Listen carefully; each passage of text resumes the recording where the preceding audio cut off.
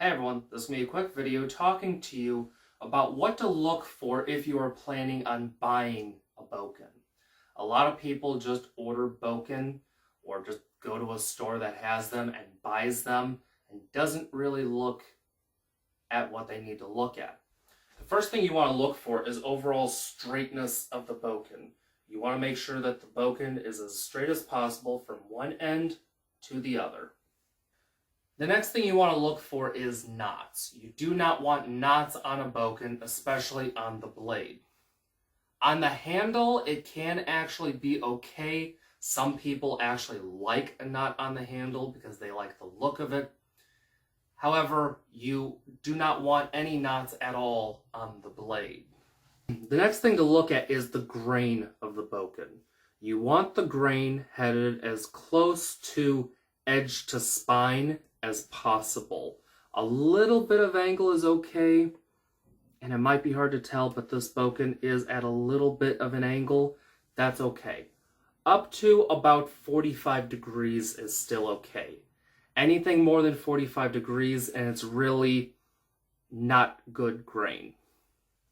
This isn't a Boken, but you can see better the grain that I'm talking about. The reason why you want the grain from edge to spine is because when actually using a Boken, if a Boken breaks, it's usually along the grain. Well, when you have the grain in this direction, the grain is the growth rings from when the wood was on a tree. Doing the grain this way means that you are hitting more than one growth ring at a time. If you have the grain side to side instead, you are hitting the growth rings one at a time. The other side of this argument, however, is unfortunately with a Boken with proper grain from edge to spine, if you block with the side of the Boken, you're hitting the weakest point. But that's just something you have to deal with wooden Boken. Now is a good time to point out that on many cheaper Boken, they put a stain, a varnish, a paint, something that covers up the grain so that you can't see it.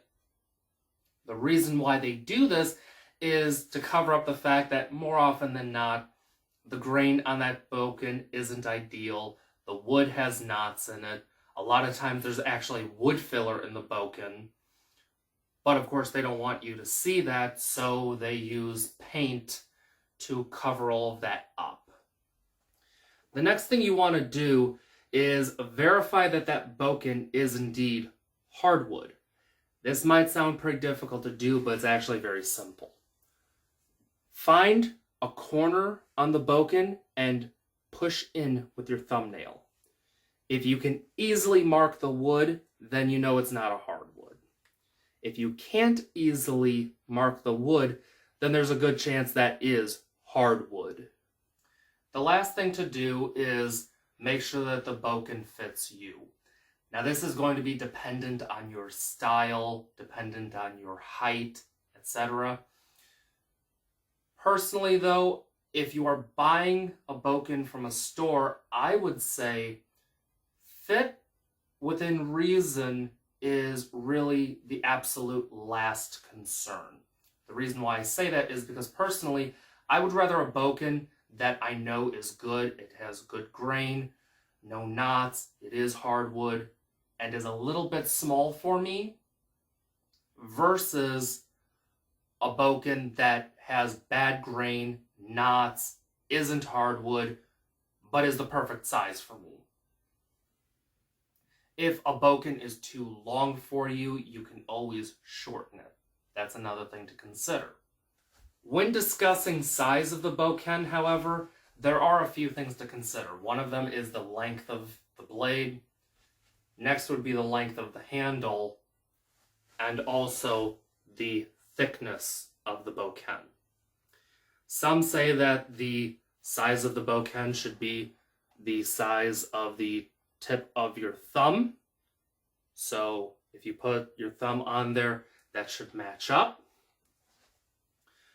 Other systems prefer thicker Boken or thinner Boken, or it can even be personal preference. If this sounds a bit complicated to buy a wooden Boken, it definitely can be. And this is why it is, personally, I don't buy mass-produced wooden Boken, because the less you pay, the less they're paying attention to the grain and everything like that.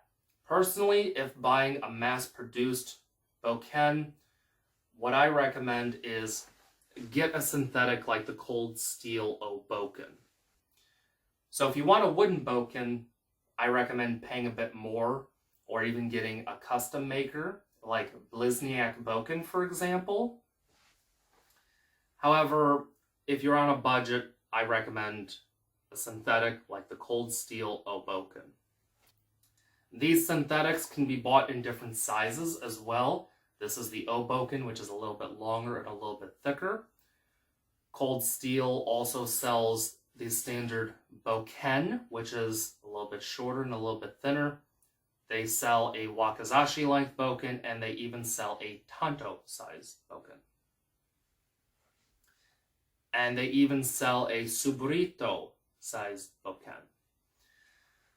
But the advantage of these synthetics is there's no grain to worry about, there's no knots to worry about. If the Boken comes to you and it is a little bit warped, you can easily straighten it over your knee.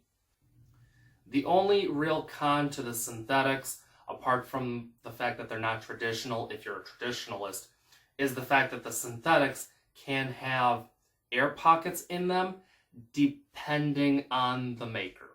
This is why it's important to check out the reviews before buying something.